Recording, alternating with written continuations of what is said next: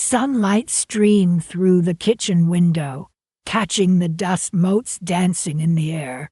Jessica stood stiffly in the doorway, her arms crossed. "Don't come back here again," she said, her voice cold and flat. The words hung in the air, sharp and unforgiving. I blinked, stunned. "What are you talking about, Jessica? I just came to see my grandson." She shifted her weight, her expression hardening. "Julian and I have talked about it. We don't think it's healthy for him to be around you anymore." My heart hammered against my ribs. Me, what have I done? My voice trembled, but I fought to keep it steady. "You're disruptive," he said, the words sounding rehearsed. "Your constant visits, your opinions, it's unsettling for him. For us." I reached out a hand, instinctively wanting to bridge the distance between us, but she stepped back. "No, Kendra, this is for the best. Please, just go." I looked past her, hoping to catch a glimpse of my grandson, but he wasn't there.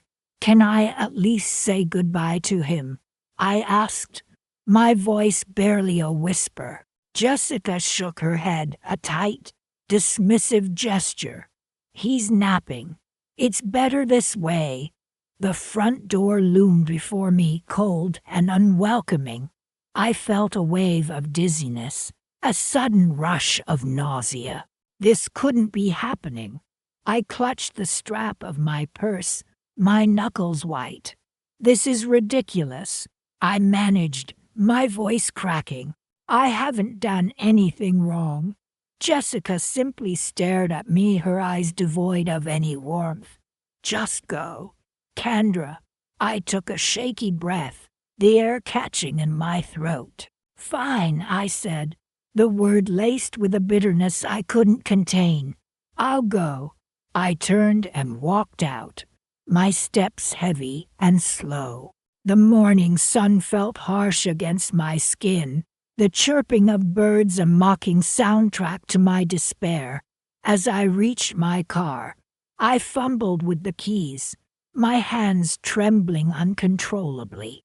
I sank into the driver's seat, the leather cool against my cheek. I sat there for a moment, numb, the world outside blurring into a meaningless kaleidoscope of color and movement. Then a single tear rolled down my cheek, followed by another and another. I let the tears flow, a silent testament to the pain that ripped through me. The drive home was a blur. I barely registered the familiar streets, the houses, the trees. I parked the car in the driveway and stumbled out, my legs weak. The house felt empty, cavernous. I walked through the silent rooms, my footsteps echoing in the stillness. Every corner, every photograph, every piece of furniture seemed to whisper reminders of what I had lost. My grandson's laughter, the smell of his baby shampoo, the warmth of his small hand in mine, gone, all gone. I sat on the edge of my bed, staring at the framed photograph on my nightstand. It was a picture of me holding my grandson, his tiny face beaming up at me. My heart ached with a physical pain. I picked up the picture, tracing the outline of his face with my finger. "I won't let them erase me," I whispered, my voice choked with emotion. "I won't let them win." A flicker of defiance ignited within me, a tiny spark in the vast darkness of my despair. I stood up, a new resolve hardening my features. I walked over to my closet and opened it, my eyes scanning the neatly ranged clothes. I pulled out a suitcase and began packing. Clothes, shoes, toiletries, essentials. I wouldn't need much. I wouldn't be here long.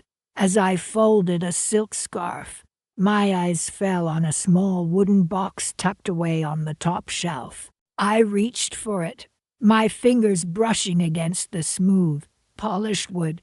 Inside, nestled amongst layers of velvet, lay my grandmother's jewelry, a diamond necklace, a pair of pearl earrings, a delicate gold bracelet, pieces I had treasured for years, reminders of a different time, a different life.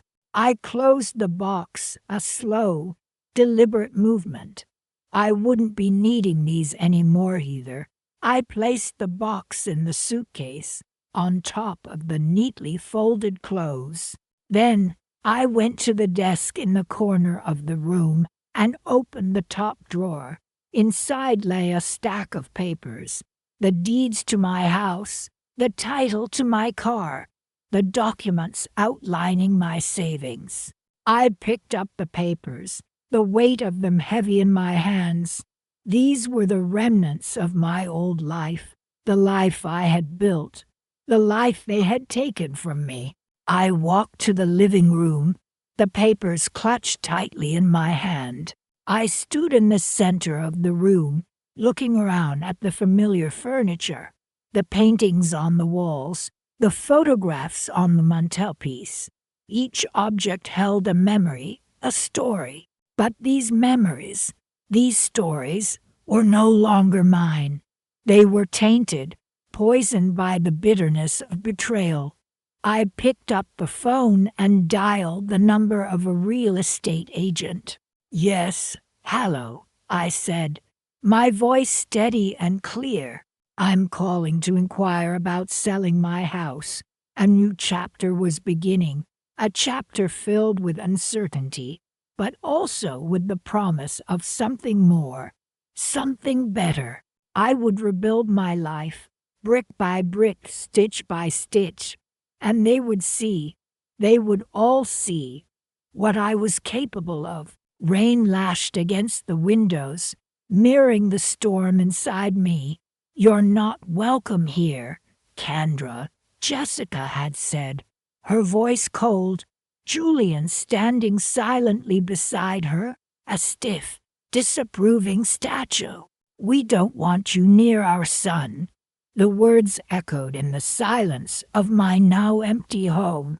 Just hours ago, it had been filled with the laughter of my grandson, the scent of cookies baking, the warmth of family. Now the air felt thick with rejection, the silence heavy with loss.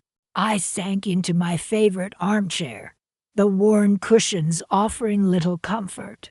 How could my own son, James, allow this? How could he let his wife banish me, his own mother, from his life, from his son's life? My grandson, barely a year old, with eyes so full of innocent wonder. I wouldn't see him grow up, wouldn't witness his first steps, hear his first words, read him his first bedtime story. "It's not fair," I whispered, the words catching in my throat. The phone rang, jarring me from my spiraling thoughts. It was my sister, Sarah. "Kendra, are you all right?" she asked, her voice laced with concern. "I heard what happened. I'm so sorry." I tried to speak, but the words wouldn't come. "Don't say anything," Sarah continued, her voice soothing. "Just listen. I'm coming over. I managed a week. Thank you." Before hanging up, the thought of seeing Sarah, of having someone to hold onto in this storm, was the only thing that stopped the tears from flowing.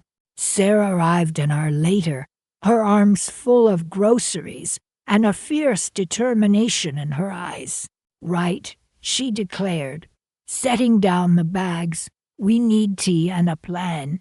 She bustled round the kitchen, putting the kettle on and pulling out mugs. "Tell me everything," she said, handing me a steaming cup of Earl Grey. And so I did. I poured out my heart, the words tumbling out in a torrent of anger, hurt, and confusion. Sarah listened patiently, her hand resting on mine, offering silent support.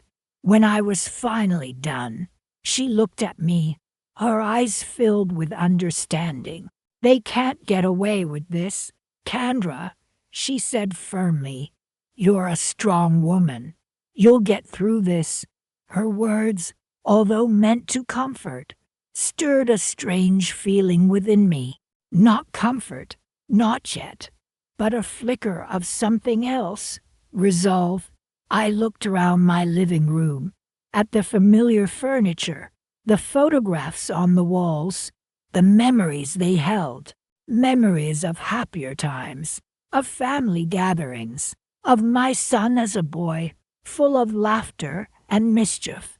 You're right, Sarah, I said, a new strength entering my voice. They won't get away with this. I wouldn't let the bitterness consume me. I wouldn't let them win.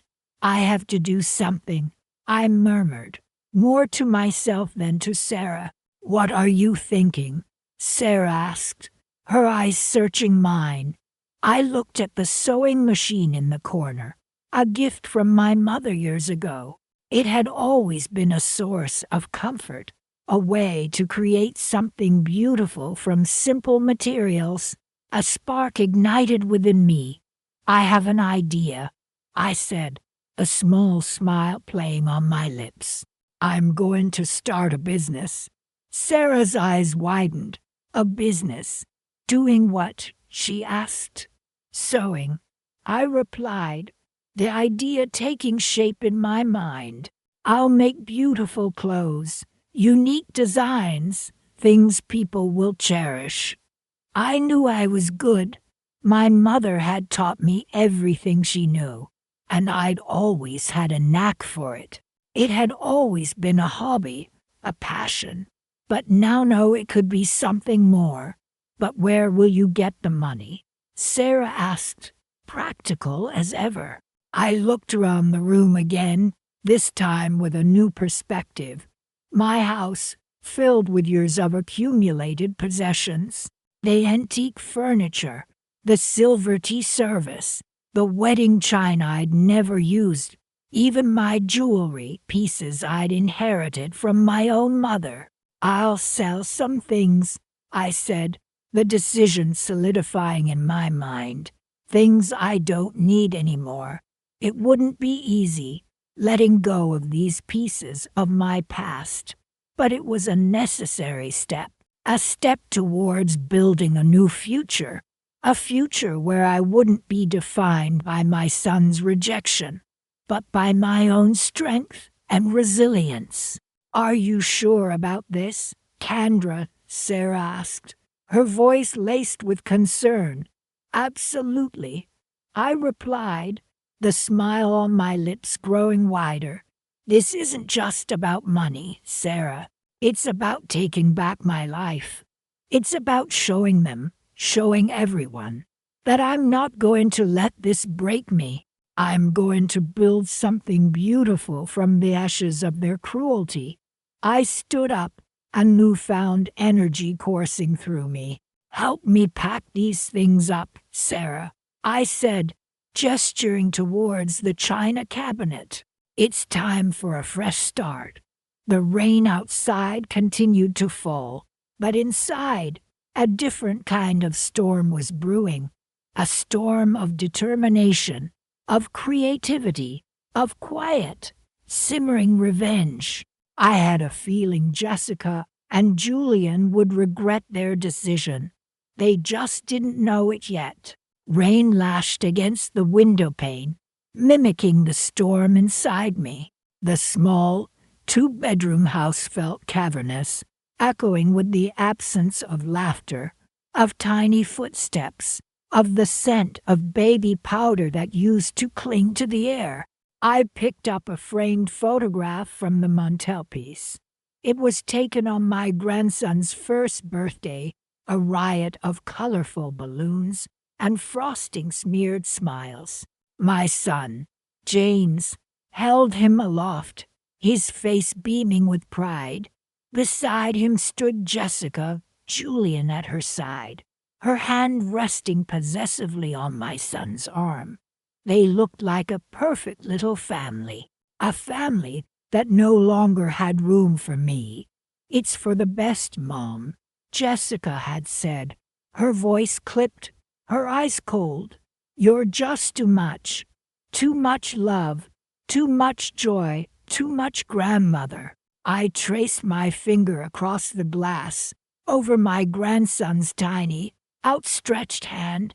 He wouldn't even remember me. He was barely two when they shut me out, when they decided I was no longer a welcome presence in their lives. "We need space," James had mumbled, avoiding my gaze. Space. From his own mother. I set the photograph back down, the click against the mantelpiece startlingly loud in the quiet house. The silence pressed in, heavy and suffocating. Everywhere I looked, I saw ghosts of happier times. The rocking chair I used to nurse James in, the high chair where my grandson had gleefully flung spaghetti, the crayon marks on the wall that I'd stubbornly refused to wash off. Each object was a sharp, painful reminder of what I had lost. I wandered into the kitchen, the linoleum cold beneath my bare feet. The fruit bowl on the counter was overflowing with oranges, bought just yesterday, a habit from when James and his family would pop in for a visit. Now the oranges just sat there, slowly ripening, a vibrant symbol of hope gone stale. "He loved these," I whispered, picking one up and running my thumb over the smooth skin. "My grandson, he loved these." The thought was a physical ache in my chest. I opened the cupboard, pulling out a chipped mug, the one James had made for me in pottery class when he was 10. "World's best, Mom," it proclaimed in wobbly, childish lettering. A bitter laugh escaped my lips. "World's best, Mom," relegated to the sidelines, erased from the picture. I filled the mug with lukewarm tea, the steam doing little to warm the icy hollowness inside me. I sat at the kitchen table, the chair across from me empty, a stark reminder of my solitude. I sipped the tea, the taste bland and unsatisfying. The rain continued to batter the windows, the rhythmic drumming a mournful soundtrack to my despair. I looked around the room, at the faded wallpaper, the worn furniture, the accumulation of a lifetime of memories, now tinged with bitterness. This house, filled with so much love, now felt like a prison. Every corner whispered of lost connections, of broken promises. "I'll always be there for you, Mom," James had said countless times, a reassurance I'd foolishly believed. Now, those words echoed in my ears, mocking me with their emptiness. I closed my eyes, letting the tears I'd been holding back finally fall. Hot, silent tears of grief and anger, and a deep, gnawing sense of injustice. How could they do this to me? How could they just erase me from their lives? I had given them everything, poured my heart and soul into my son, into my grandson, and this was my reward, to be cast aside, discarded like a broken toy. The image of my grandson's face, his bright, innocent eyes, flashed in my mind. The thought of him growing up without me, not knowing the love I had for him, was unbearable. "It's not fair," I choked out, the words barely audible above the drumming rain. I opened my eyes, a flicker of resolve igniting in their depths. I wouldn't let them win. I wouldn't let them diminish me, erase me. I would find a way to rebuild my life, to create a future for myself, even if it was one without them. I would show them, and myself, that I was more than just a mother, more than just a grandmother. I was Kendra Miles, and I wasn't going to let them break me.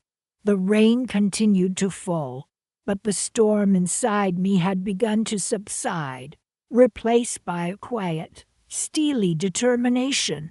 I looked at the wedding china in the display cabinet, a flicker of an idea forming in my mind. Maybe, just maybe, this wasn't the end. Maybe this was just the beginning.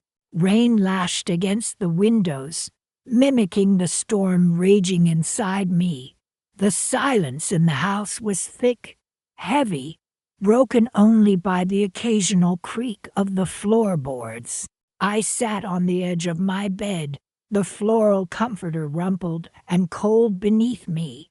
Jessica's words, "We don't want you interfering in our lives anymore," echoed in my ears. Each repetition felt like another twist of the knife.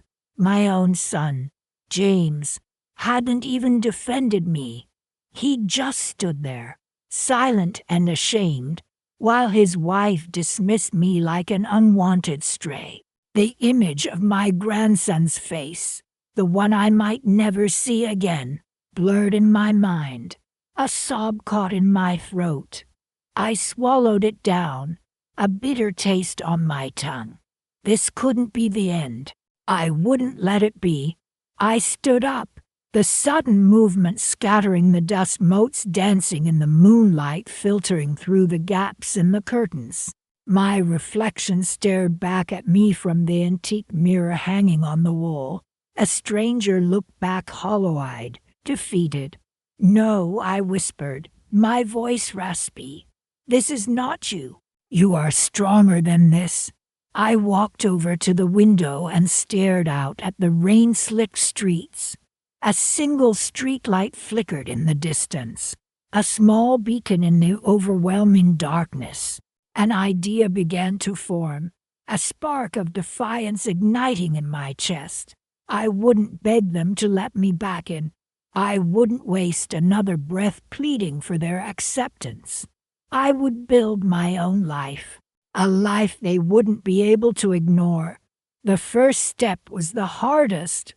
Opening the drawer of my dresser, I pulled out the velvet box containing my wedding china. Each delicate piece, a reminder of happier times, now felt heavy with the weight of lost promises. "I love these," I murmured, tracing the delicate floral pattern with my fingertip. "But they are just things, and right now, I needed more than just things. I needed a fresh start." The next morning, I called an auction house. "I have some items I'd like to sell," I said, my voice surprisingly steady. The woman on the other end of the line was efficient and professional. We arranged a viewing for the following week. Over the next few days, I went through the house, sorting through a lifetime of accumulated memories. The sewing machines, a gift from my mother when I was a young girl, were next. They had been gathering dust in the attic for years. Now, as I ran my hand over the smooth metal, I felt a flicker of excitement. Maybe, just maybe, I could finally put them to use. My jewelry box followed, filled with trinkets and treasures collected over the years. A diamond pendant from James's father, a pearl necklace from my own mother. Each piece held a story, a memory, but the memories were mine, and I would carry them with me, regardless of what I chose to keep or sell. Selling the house itself felt like tearing off a limb. This was the place where James had grown up, where we had celebrated birthdays and holidays, where we had built a life together. But the walls now felt like a prison, each room echoing with the ghosts of what I had lost. The real estate agent, a young woman named Sarah, was surprisingly understanding. "I know this can't be easy," she said, her voice gentle, "but sometimes A fresh start is exactly what we need." Her words resonated with me. I nodded, signing the papers with a firm hand. The money from the sales, more than I had expected, sat in my bank account, a tangible symbol of my newfound freedom. It was a small fortune, enough to rent a small apartment downtown, and maybe, just maybe, enough to start a small business. The idea had been brewing in my mind for days, ever since I'd rediscovered my mother's sewing machines.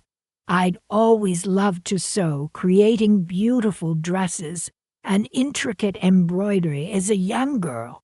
It had been a passion, a creative outlet that had faded over the years, buried beneath the demands of family and life.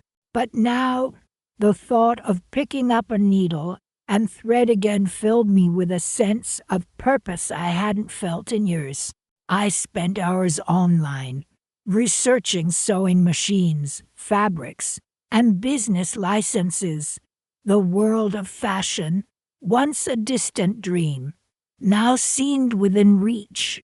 I envisioned a small boutique filled with elegant dresses and handcrafted accessories. I imagined women, confident and stylish, wearing my creations. The thought sent a thrill through me. One evening, as I sat in my new apartment, surrounded by boxes and fabric swatches, I received a call from an unknown number. Hesitantly, I answered. It was Sarah, the real estate agent. "I have some good news," she said, her voice bright. "I found a perfect little storefront for rent. It's in a great location, lots of foot traffic. Are you interested?" My heart skipped a beat. This was it. This was my chance. "Yes," I said, my voice trembling with excitement. "Yes, I am." The storm inside me had finally subsided, replaced by a quiet resolve, a sense of anticipation. I was starting over, rebuilding my life, stitch by stitch, and I had a feeling Jessica and Julian would be hearing from me again, soon. The dust swirled around my ankles, the smell of popcorn and cotton candy thick in the air. I adjusted the hand-painted sign above my stall, Kendra's Creations, trying to ignore the tremor in my hand.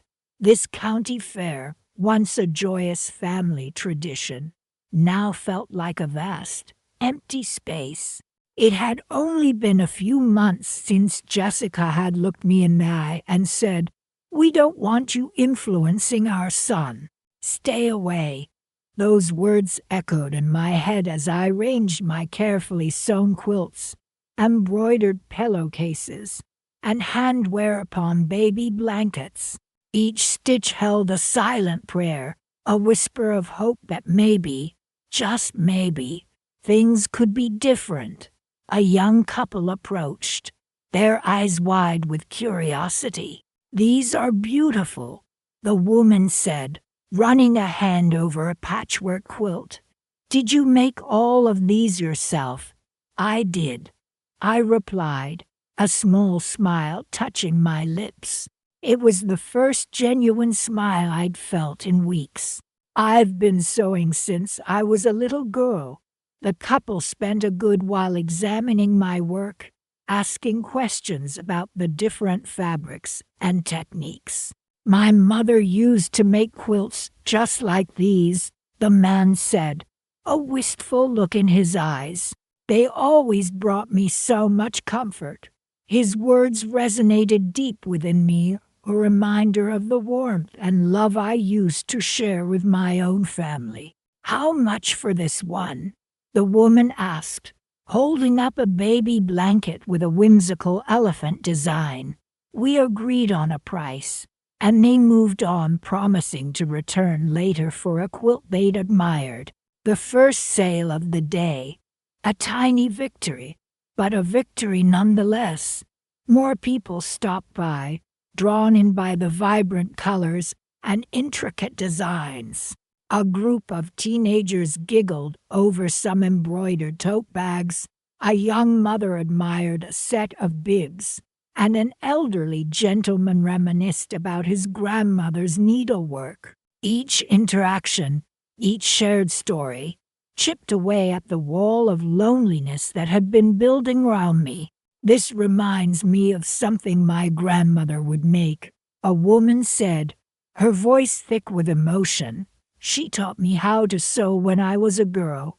It's a wonderful skill to have, I replied. It's more than just making things. It's about creating something beautiful from nothing.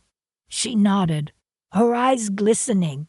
My grandmother's gone now, she said softly, but every time I sew, I feel like she's with me.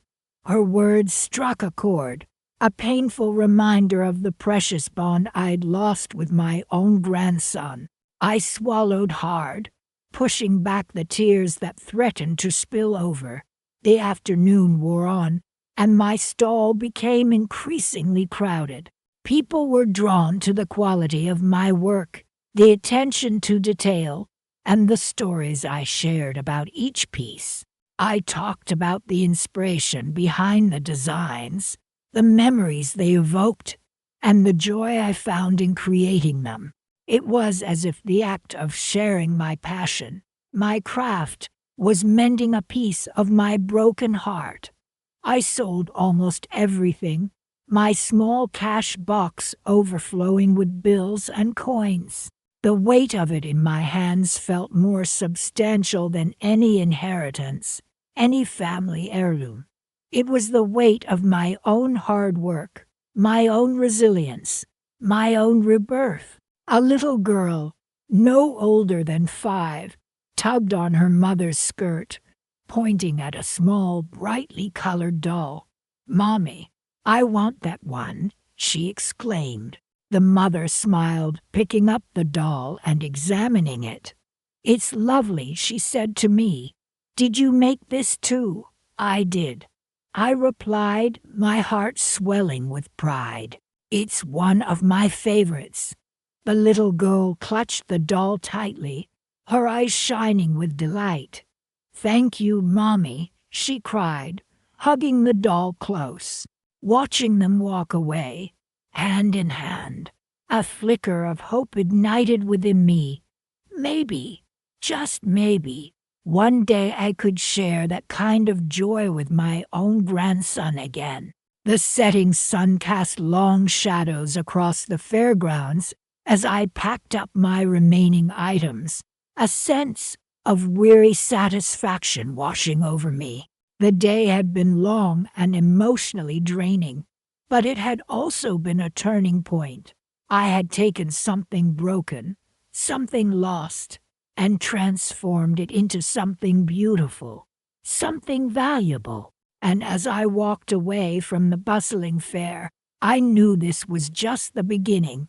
I had a plan, and more importantly, I had the will to see it through. The faint melody of a distant carousel seemed to echo my newfound sense of purpose, a sweet, bittersweet lullaby promising a brighter future. The musty smell of fabric and wood glue hung heavy in the air of Harold's upholstery. I hadn't imagined my life would lead me here, working part-time in a dusty shop, especially after Jessica's cruel words still echoed in my mind. "You're not welcome here. Not anymore."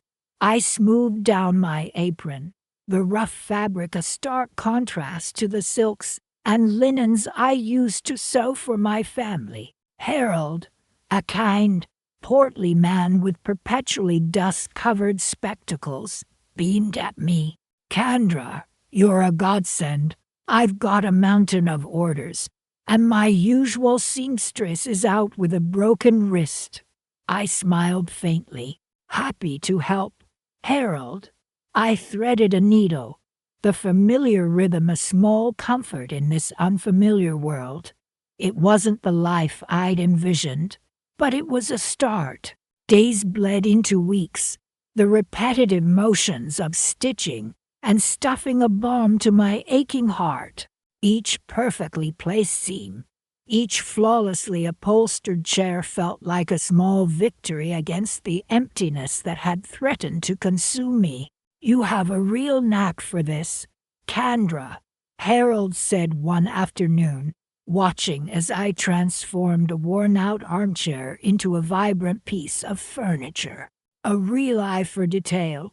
Thank you, Harold," I replied, my fingers still busy with the needle and thread. "It's something I've always enjoyed." He chuckled. "Well, you're certainly better than my usual girl, and faster too." He winked. "Don't tell her I said that." One day, Harold looked particularly flustered. He paced back and forth, muttering to himself and clutching a stack of papers. "Taxes," he groaned, running a hand through his already disheveled hair. "These confounded taxes are driving me mad." He looked at me almost pleadingly. "I'm drowning in paperwork, Kendra. Numbers and we don't exactly get along. Maybe I can help," I offered tentatively. "I used to manage the family finances back when I trailed off, not wanting to dwell on the past." Harold's eyes widened. "You know about finances?" He practically shoved the papers at me. "Please, Kendra, take a look." I'd be eternally grateful. I spent the next few hours poring over Harold's accounts. Years of managing household budgets, balancing checkbooks, and even dabbling in small investments had given me a practical understanding of financial management. Jessica and Julian had scoffed at my old-fashioned ways, preferring to rely on apps and online banking. They hadn't understood the satisfaction of a perfectly balanced ledger, the quiet power of knowing where every penny went. "Harold," I said, after a thorough review, "your books are a bit disorganized." He winced. "I knew it. I'm doomed." I shook my head, smiling. "Not doomed, just in need of a system. See, you're recording your expenses here, but not categorizing them properly, and your income tracking as well. It's practically non-existent." I explained to him how to implement a simple, yet effective system for tracking his income and expenses, how to categorize his purchases, and even how to identify potential tax deductions he'd been overlooking. Harold watched me with a mixture of awe and gratitude. "Kendra," he said finally, leaning back in his newly upholstered chair, "you're a lifesaver. I had no idea my business was bleeding money in so many small ways." He grinned. "Imagine what I could do if I actually knew what I was doing." I smiled. It was a small victory, a flicker of the competence and control I'd lost when Jessica and Julian had pushed me out of their lives. Helping Harold felt good, not just because I was making a difference, but because it reminded me of who I was before the hurt and the exile. Over the next few weeks, I continued to help Harold with his finances, streamlining his bookkeeping, and even helping him negotiate better deals with his suppliers. His business, once teetering on the edge of financial chaos, began to stabilize and even thrive. "You're a miracle worker, Kendra," Harold exclaimed one afternoon, brandishing a newly arrived check. "This is the biggest order I've ever landed."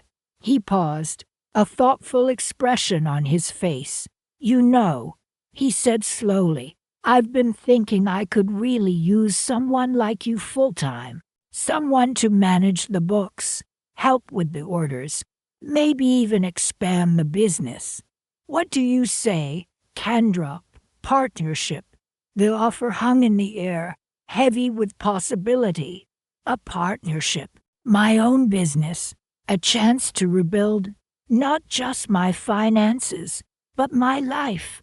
A wave of emotion washed over me, a mix of surprise, gratitude, and a quiet, simmering sense of something else, something that felt a lot like triumph. I looked at Harold, at his hopeful face, and then at the bustling shop round me, filled with the hum of sewing machines and the scent of fresh fabric. This wasn't just a job, it was an opportunity to prove to myself, and maybe even to Jessica and Julian, that I was more than they thought, that I was capable, resilient, and far from finished. Harold, I said, a slow smile spreading across my face, I think we can make something truly special here. The seed of an idea, a plan for a future I never could have imagined, began to take root, and for the first time in a long time, I felt a flicker of excitement, a whisper of the life I was going to build, stitch by stitch. The Ferris wheel creaked a rusty rhythm against the clear autumn sky. I smoothed down the skirt of my best dress. It was a simple cotton number, but it felt special today. I'd meticulously sewn a small embroidered daisy chain along the hem, a touch of whimsy I hoped would bring me luck. It was the county fair, and I was here to show off my creations, hoping for a few sales to keep my little venture afloat. These are lovely, a woman with kind eyes and a stylishly draped scarf said, pausing at my stall. You have a real talent. I blushed, unsure how to respond to compliments anymore, after Jessica and Julian had banished me from their lives, stripping me of my role as a grandmother. I'd retreated into myself. Thank you, I managed. I enjoy it. She picked up a child's quilted jacket, admiring the intricate stitching. How much for this one? She asked. We haggled good-naturedly, settling on a price that felt fair to both of us. As the day went on, more people stopped, drawn in by the brightly colored fabrics and unique designs. I sold a few baby blankets, a couple of tote bags, and even a custom embroidered pillowcase. It wasn't a fortune, but it was enough to cover the cost of my stall and buy groceries for the week. Then, a woman with an air of authority approached. She introduced herself as Ms. Dubois, the owner of the Gilded Thimble, a high-end boutique in the wealthier part of town. I've been watching you all afternoon, she said, her gaze sharp and appraising. Your work is exceptional. The quality, the detail, it's unlike anything I've seen around here. My heart pounded in my chest. This was it. This was the break I'd been praying for. Oh, thank you, I stammered, clutching a half-finished baby blanket. That's very kind of you to say. Ms. Dubois smiled, a genuine smile that reached her eyes. I'm not just being kind, she said, her voice dropping to a conspiratorial whisper. I'm offering you a consignment contract. I felt a lump form in my throat. Consignment. At the Gilded Thimble. It was a shop known for its exclusive clientele, the kind of place Jessica frequented. I remembered overhearing her gushing to Julian about a silk scarf she'd bought there, boasting about how much it cost. The thought sent a flicker of something dark and satisfying through me. A consignment contract, I repeated, trying to keep my voice steady. Ms. Dubois nodded. I'm willing to showcase your pieces in my boutique, she explained, her voice laced with businesslike efficiency. We'll split the profits, of course. She named a percentage that was more than generous, a figure that made my head spin. I don't know what to say, I whispered. still trying to process the magnitude of her offer. This could change everything. This could be my ticket to a new life, a life independent of Jessica and Julian's cruelty. Say yes, Miss Dubois said, a playful glint in her eye. This is a fantastic opportunity. Your work deserves to be seen by a wider audience. I took a deep breath, the scent of cotton candy and frying onions momentarily forgotten. Yes, I said, my voice stronger than I expected. Yes, I accept. Miss Dubois beamed. Wonderful, she exclaimed, holding out her hand. I have a feeling this is the beginning of a beautiful partnership. We shook hands, sealing the deal. As Ms. Dubois walked away, I stood there, staring at the empty space where she'd been, a slow smile spreading across my face. The Ferris wheel continued its rhythmic creak, the setting sun painting the sky in hues of orange and purple. The fair was winding down, but for me, it felt like a new beginning. The lump in my throat had dissolved, replaced by a sense of quiet triumph. I glanced at the embroidered daisy chain on my hem. Maybe it had brought me luck after all. I couldn't wait to tell Ms. Dubois about the special collection. I was working on a line of exquisite christening gowns and baby blankets, crafted with the finest silks and linens. They were perfect for the discerning clientele of the gilded thimble, and, just maybe, they might catch the eye of a certain someone who thought they could banish me from their life.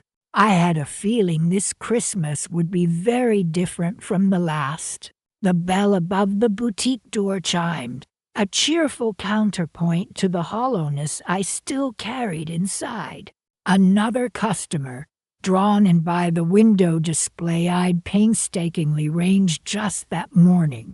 Excuse me, a woman with a sharp bob, and an even sharper, I said. Is this piece one of a kind? She gestured to a silk scarf, hand-painted with a design inspired by my grandmother's rose garden, the one I wasn't allowed to visit anymore. It is, I replied, smoothing the fabric. I designed and painted it myself. Jessica's dismissive words, "You're just clinging to the past, Mom," echoed in my mind. But her cruelty, once so potent, now felt strangely distant, like the memory of a bad dream. The woman purchased the scarf, adding, "I love the vibrancy of the colors. It reminds me of summer evenings." Her words were a balm, a small validation against Jessica's harsh judgment. The next few hours were a blur of activity. My small collection, carefully curated from the remnants of my old life reimagined, repurposed, reborn, was flying off the shelves.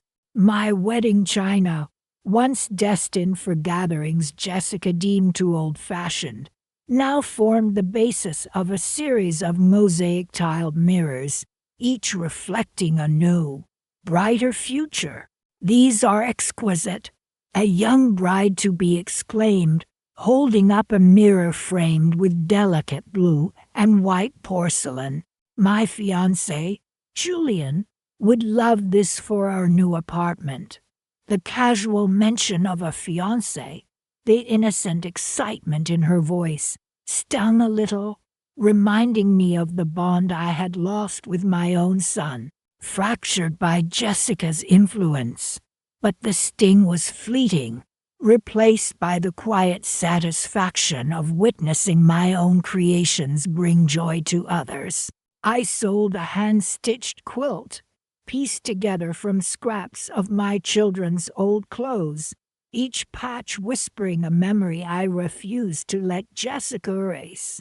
A set of embroidered pillowcases, adorned with intricate floral designs, found a home with a woman who admired their vintage charm.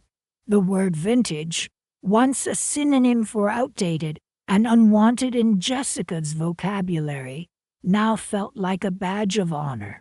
These remind me of my grandmother's handiwork, the woman said, her voice thick with emotion. I smiled, feeling a kinship with this stranger, a shared appreciation for the beauty of tradition and the enduring power of memory. By the end of the day, the boutique owner, a kind woman named Beatrice, who had taken a chance on my fledgling talent, approached me with a wide smile. "Kendra," she said, "I'm blown away. We've nearly sold out everything you brought in."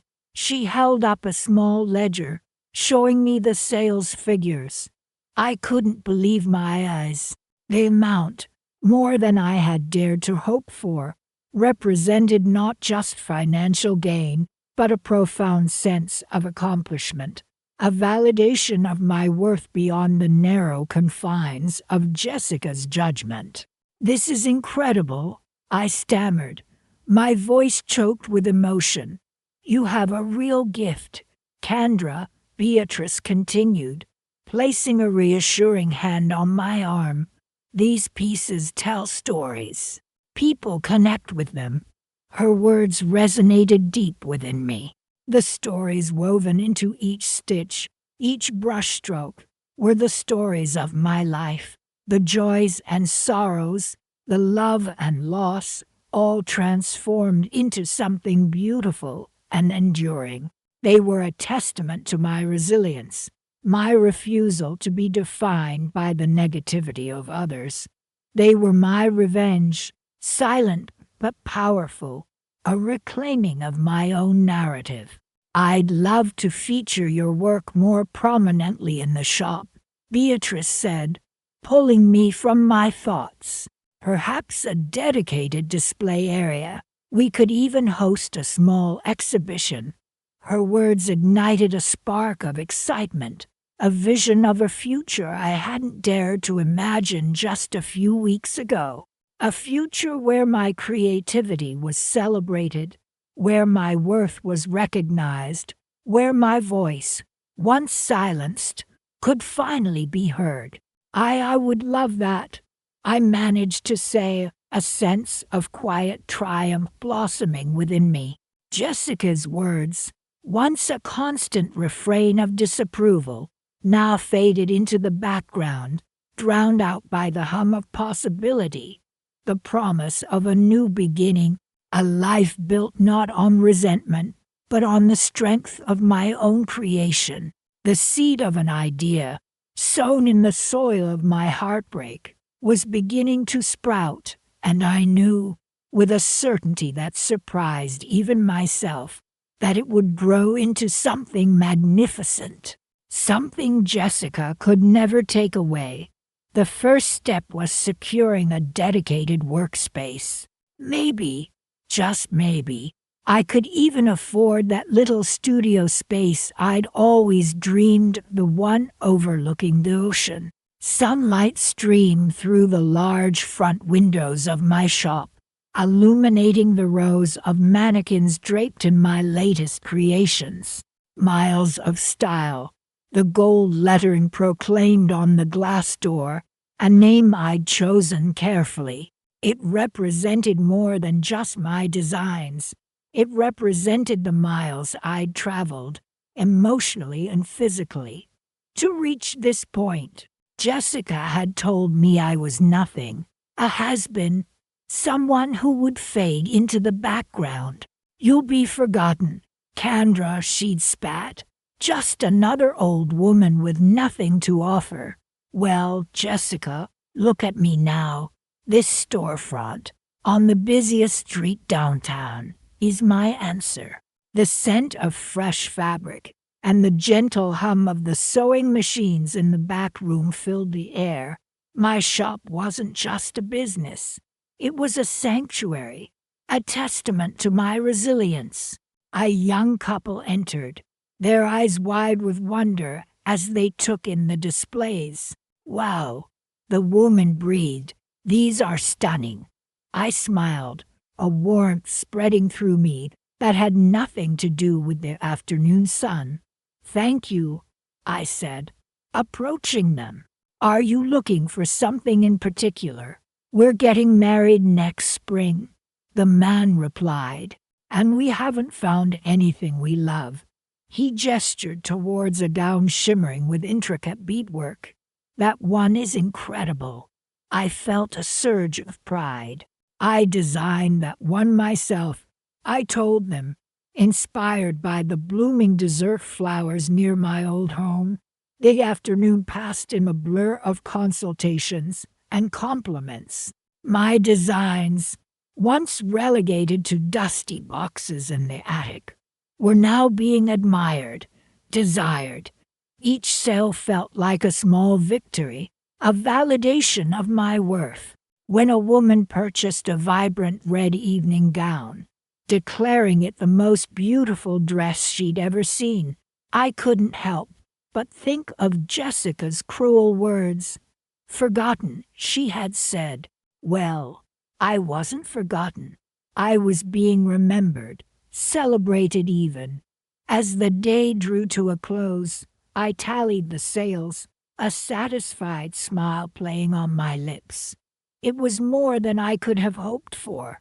I was building something real, something lasting. I locked up the shop, the jingle of the bill a cheerful counterpoint to the silence of the empty street.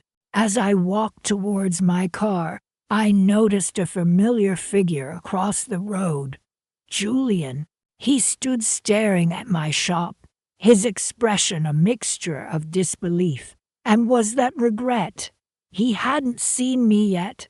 Engrossed as he was in the window display, I watched him for a moment, a quiet triumph swelling in my chest. He pulled out his phone and dialed a number. I didn't need to hear the conversation to know who he was calling. I could practically see Jessica's face, contorted in disbelief, as Julian stammered out the words, "Miles of style, it's hers. Candra's." I imagined Jessica's carefully constructed world tilting on its axis. The realization that I hadn't faded away, hadn't crumbled under their rejection, hitting her with the force of a tidal wave. This shop, this success, was more than just revenge. It was my liberation. I slipped into my car and drove away, leaving Julian standing there, phone pressed to his ear, a small, bewildered figure against the backdrop of my brightly lit storefront. The Christmas season was approaching, a time for family, for togetherness. I knew Jessica and Julian would likely be hosting a lavish holiday party, flaunting their wealth and social standing. They had always loved to exclude me to make me feel small and insignificant. This year, however, things would be different. I had received an invitation to the most exclusive Christmas gala in the city, an event attended by the city's elite, the very people Jessica had always aspired to impress. I had initially declined, preferring the quiet solitude of my own company, but now I was reconsidering. I parked my car in the driveway of my new home, a charming Victorian house with a sprawling garden, a far cry from the cramped apartment I'd been forced to move into after selling my old house. As I stepped inside, the aroma of freshly baked cookies filled the air. My housekeeper, Maria, had been busy preparing for the holidays. "Everything smells wonderful, Maria," I said, handing her my coat. "Thank you, Mrs. Miles," she replied with a warm smile.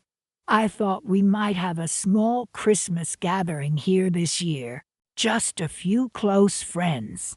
I walked into my study, a room filled with books and artwork, a space that felt truly my own. I opened my laptop and began to browse online for dresses. I wasn't just attending the gala, I was going to make a statement. I wanted a dress that would capture the essence of my journey, a dress that would scream resilience, success, and quiet triumph. And as I scrolled through the pages of designer gowns, a particular shade of red caught my eye. It was the same vibrant red as the evening gown I had sold earlier that day, the one the woman had declared the most beautiful dress she'd ever seen. I smiled, a plan forming in my mind. Jessica's exclusion, their attempt to erase me, had inadvertently paved the way for my greatest triumph, and I intended to celebrate it in style. I clicked the Add to Cart button. The anticipation of the gala, and Jessica's reaction to my presence, a delicious secret I carried close to my heart. Sunlight streamed through the large windows of my shop, illuminating the rolls of vibrant fabrics and the gleaming sewing machines. My fingers, once clumsy and hesitant, now moved with practiced ease, stitching together a silk gown destined for a gala next month. It's hard to believe that only a few years ago, Jessica tossed me aside like a worn-out rag, telling me I was too old-fashioned to understand their modern life. Now, my old-fashioned skills were in high demand. The bell above the door chimed, a familiar sound that now brought a thrill of anticipation rather than a pang of loneliness. "Welcome to Candra's Creations," I called out, my voice warm and confident. A young woman with a nervous smile approached the counter. I heard you're the best in town," she stammered, clutching a crumpled sketch. "My wedding is next spring, and I'd be honored if you could design my dress." I smiled gently, taking the sketch from her trembling hands. "Of course, dear. Let's see what magic we can create together." Word of mouth spread like wildfire.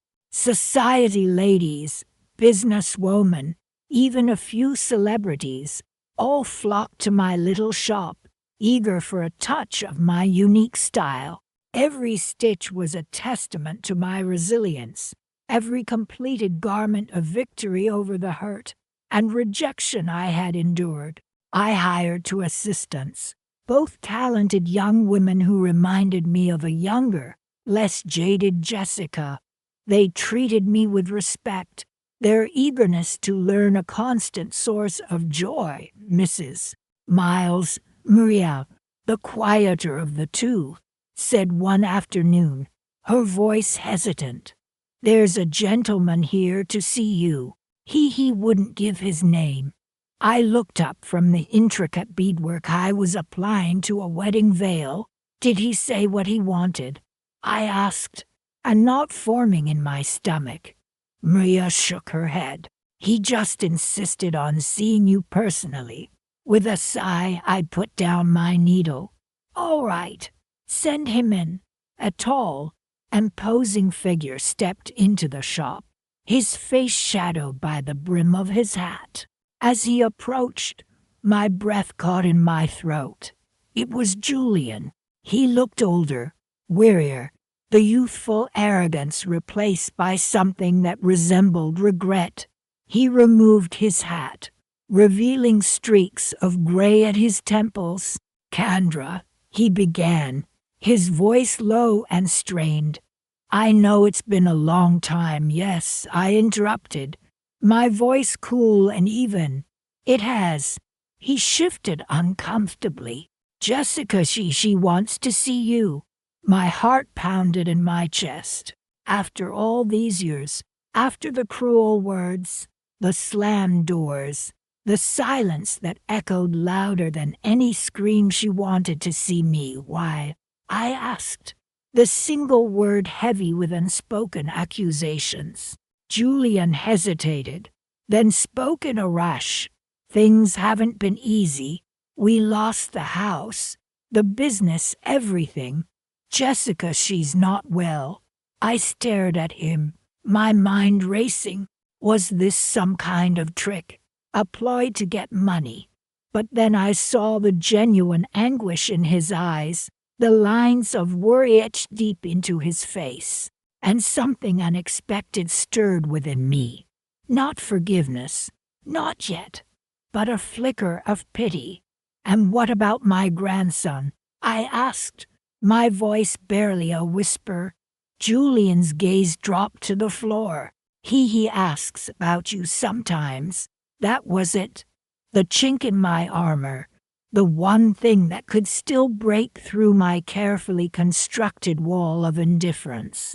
"Tell Jessica," I said slowly, my voice regaining its strength, "that I'll be hosting my annual Christmas Eve party at my new country estate. If she wants to see me, she can come then."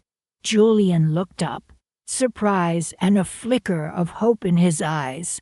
You'd be willing to see her?" I nodded, a small, tight smile playing on my lips. "Yes, but not at my shop, at my home. The one I bought with the money I earned building this business. The one she said I'd never be able to afford." I handed him a beautifully engraved invitation, the address embossed in gold. He took it with trembling hands, his eyes wide with a mixture of disbelief and gratitude. "Thank you, Kendra," he whispered. "Thank you." He turned to leave, then paused at the door. It's quite a place, isn't it?" he murmured, glancing around the bustling shop, now filled with the hum of sewing machines and the chatter of happy customers. I simply smiled, a sense of profound satisfaction washing over me. "It is," I said softly, my eyes fixed on the sparkling Christmas tree in the corner, already adorned with glittering ornaments. "It is indeed." The bell chimed as he left, the sound echoing the sweet melody of my triumph. Christmas Eve would be interesting. Sunlight streamed through the large windows of the small business development center, illuminating the dust motes dancing in the air. "So you're saying I could actually turn this hobby into a real business?" I asked, my voice still tinged with disbelief. Ms. Rodriguez, the advisor, smiled warmly. "Absolutely, Kendra. You have a unique skill set, a growing client base, and a clear passion for what you do. All the ingredients for success are right here." She tapped a finger on the neatly organized business plan I'd reluctantly brought with me. I still couldn't quite believe it. Jessica, my daughter-in-law, had scoffed when I'd started sewing again after they'd made it clear they didn't want me around anymore. "Seriously, Mom," she'd said, her voice dripping with condescension, "you think anyone will pay for that?" Julian, her fiancé, had just smirked. That smirk it still stung, but their dismissal had fueled a quiet fire in me. I poured my grief, my loneliness, into every stitch, transforming scraps of fabric into beautiful, bespoke creations. Word spread, and soon I had more orders than I could handle. "The next step," Ms. Rodriguez continued, pulling me back to the present, "is securing funding to expand. You'll need a larger workspace, more equipment, perhaps even hire some help." The thought of hiring staff felt surreal. Me, an employer, I'd spent most of my adult life as a homemaker, my world revolving around my family. Now, after they'd shut me out, I was building something entirely my own. "I have some savings," I admitted hesitantly, "from selling the house and a few other things." It had been a wrench to let go of the family home, filled with so many memories.